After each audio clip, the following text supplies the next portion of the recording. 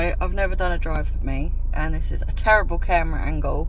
I'm not sure how this is going to work, if I'm even going to post it, but we will see. I'm just popping to the shop now just to pick up some gluten-free stuff I forgot to order with the shopping, which is really annoying. So excuse the puffiness, I've got a scarf on,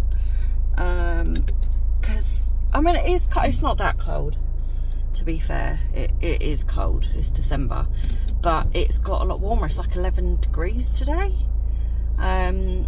Last week was about between 8 and 11 as well, I'd say, but usually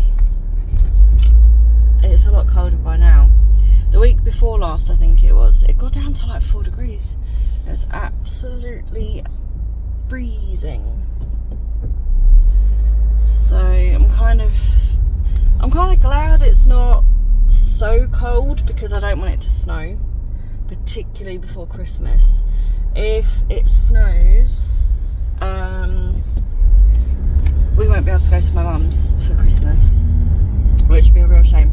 They live up a very, very, very steep hill, and it is really dangerous trying to get up it or down it, particularly down it in the snow. The residents and stuff that live in that area, on the hills and stuff, they don't go to work in the snow. Like when the snow's really bad, obviously, if it settles and it gets icy. Even there was one year that let me start that again. There was one year the kids had gone for a sleepover and it snowed that night, so it hadn't got icy or anything, but I had to go pick up my kids, and what would usually be like a 25-30 minute journey took me something like nearly 2 hours to get there in the snow and the settled snow, and I couldn't get up the hill, but I also couldn't turn around anywhere because the roads were just absolutely gridlocked with cars and snow, people that had to just dump their cars and walk up the hills and stuff. So I couldn't turn around anywhere. And then my kids were coming down the hill when I eventually managed to turn around and go back for them. They basically just sat down and slid down the hill with their bags. And then it took hours to get home as well. It was crazy. So anyway, you know, like the sort of videos that you see where the cars are like sliding down the hill and then they just go flying across the road at the bottom. Yeah, well that's what happens. And where my mum and stepdad's house is, there's a road, so their next door neighbour has a road opposite that is also another massive hill that goes up again, and they end up regularly with cars in their driveway. And before the driveway was put in, it was a wall with a garden, so they'd literally smash through the wall into the garden. Luckily I don't think it's ever hit their house, but you know, I've seen, I don't know, quite a few cars over the years that have literally crashed into next door's garden. Really quite scary. I actually saw a recovery truck slip down that hill and lose control and nearly end up in there as well, and I was literally watching it and my car was right near it. It was really, really frightening, and that wasn't even in the snow.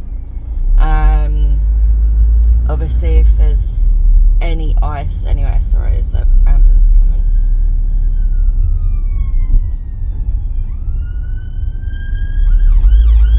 Right, if there's any ice at all, sorry guys, I'm tired. Yeah, but even when there isn't, like, the hills are just so dangerous. Anyway, I can't remember why we got onto the subject of ice and snow.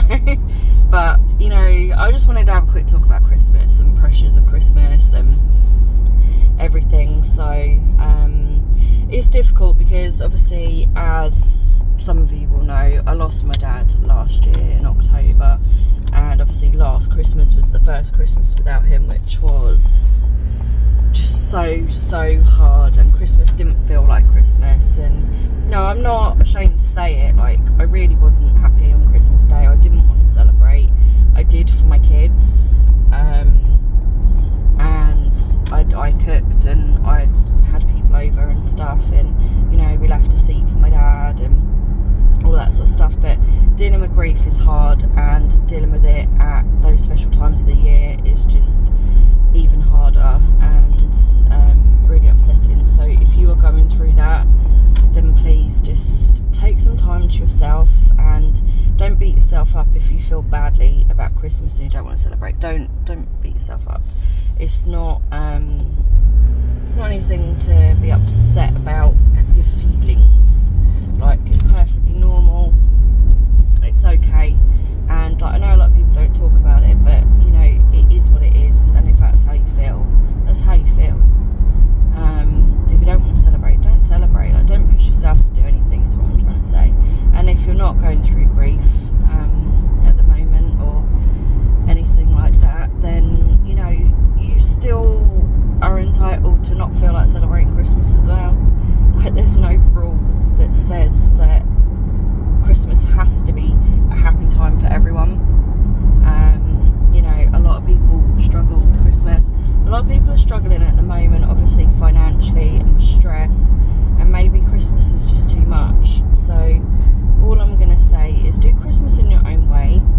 Do what you are comfortable with, what you can afford. And what I just realised I've got paw prints on my windscreen. I was wondering what this mess was on my windscreen. It's paw prints. I've obviously had a cat or a fox on my car. I'm just going to wash my windscreen. Yeah, so let Christmas be what you want it to be. If you need to start, you know, changing your Christmas because of your financial situation, or maybe you've moved away from your family and you haven't got as many people around, or your kids are older and they're not all with you, and all these things, like, there's so many different ways that it changes. Like, this is going to be the first Christmas that my son isn't with us. He's going to be with his dad, and that is just, it's mind-blowing for me. I've never spent a Christmas day without all of my children. Like, when I used to work at the hotel when the kids were little, they said I had to work on Christmas Day because it was just, that was the day that my shift fell on, and I was like, no, like, sorry, I refuse to work on Christmas Day. My children are really quite young, and they're like, well, you have to.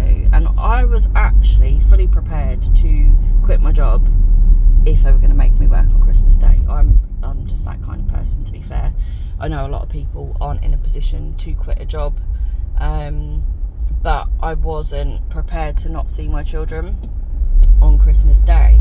So and these were like quite long shifts as well, so I would have been gone for the entire day, and I just didn't know how that would go for everybody. As it happens, I managed to swap shifts with somebody who wanted New Year's Day off, because obviously they're going out getting drunk and they didn't want to come in with a hangover, so I managed to swap it, so that was fine. All worked out well in the end, but it is going to be a little bit weird, and I think for that reason, like, I'm kind of not feeling Christmas. Obviously I'm still grieving as well, and although this year is definitely easier in terms of the grieving than last year was, for Christmas anyway, I feel not as upset and, well, I'd say distraught really about celebrating a Christmas without my dad.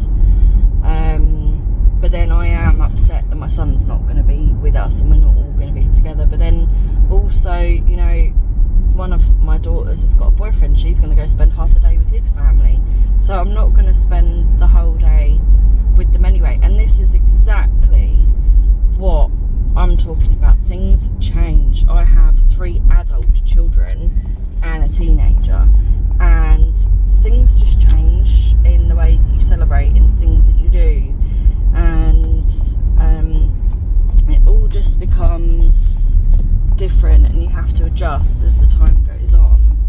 So I don't know, things are different. And the other thing, obviously, obviously I'd like to address is obviously the financial strain on people, worrying about presents and food and everything. And I've had to cut my budget massively over the last couple of years, as most people have. So like I do understand, I do get it completely. I am one of those people, and from a financial point of view, I will make it work. Like, I will always make it work. What I've always done is it might go really dark, I'm just going into the underground car park. I've always bought food from about October onwards, and I've had a box that I put things in. So on my other channel, there will be 2 years of what's in my Christmas box. I've always done that. It's always helped me loads because it allows me to buy a few things every week, and I don't notice the cost as much, and it doesn't become too much, which is great. So I'm just looking for a car parking space now.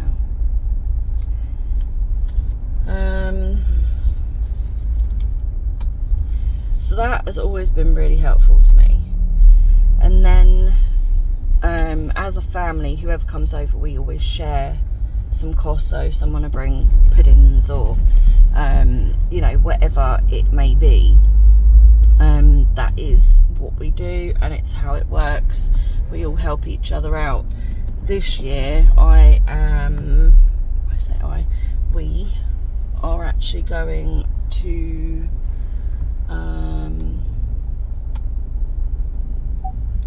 we're going to spend time with family. So family are doing the most of the buying of the food and the cooking and stuff, but obviously I will be helping.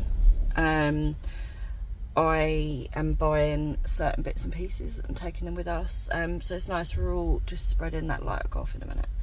We're all just spreading the cost out between us, which is really, really nice. And it's what families do most of the time. So the other thing obviously is kids and presents and stuff. Like, please don't overstretch yourselves. It really isn't worth getting into debt for Christmas. Like, it's one day. They don't need a ton of stuff. Honestly, they don't. I've always saved up through the whole year. I used to buy stuff in the sales. When they were little and I knew what they would like and what they would want, I used to buy stuff in the sales months in advance, and I just did it like that. So that's what I did. It's got harder as they've got older because they change their mind on what they want, or they don't know. And I can't buy toys in sale anymore because they're just too old for that. So I still try to spread it out, try and find out what they're going to want, try and spread it out. But I also cut the budget drastically. When the kids hit 18, it goes to a much different budget. And then I've just felt that was the fairest way to do it. So everybody has 18 years of a higher budget. And then obviously it's hard because they don't all hit 18 at the same time, and then some are getting more than others. That was really hard to deal with, particularly for the first couple of years. I found that really hard, and now I've got 3 over 18 and 1 not, so it's going to be really, really weird with the majority of them having much less, and then my youngest still having everything they had until they were 18. So that's really hard. But again, budgets have had to go down, and they have to adjust, and you just have to adjust it as you see fit. The other thing that I changed a couple of years ago was what I was cooking for dinner and the things I was buying. So I used to do everything, and when I say everything, I mean there'd be multiple meats, there would be so many snacks, there would be every there'd be every side you could think of. But that had to stop because A, I'm not physically well enough to cook it all anymore. I just can't do it, even with help. And all that preparation stuff, and B, it costs a fortune. You can spend hundreds and hundreds of pounds on that one shop. And I used to do that and then realised that I had no food for after Boxing Day because we'd eat the leftovers and stuff, but there was no actual food for any different meal, and then I'd have to go shopping again. And like that had to change. So now we don't have as many different meats, we don't have as many snacks, and we try and keep the sides to just the ones we really, really, really love. So I'll say to each of the kids, what is your favourite thing for Christmas? And I try to make sure everybody's got their favourite thing, and then I leave it at that. And that made my life a lot easier. It took a lot of pressure off, made me worry less, and obviously it's given me more time to spend with them on Christmas Day because there's less prepping and less cooking. I used to love cooking, and I'd happily cook for 15-20 people at Christmas Day, but I never saw my kids. I didn't get to play with them till the afternoon or the evening, by which point I was shattered. So again, like, you don't have to do that, okay? It's just food.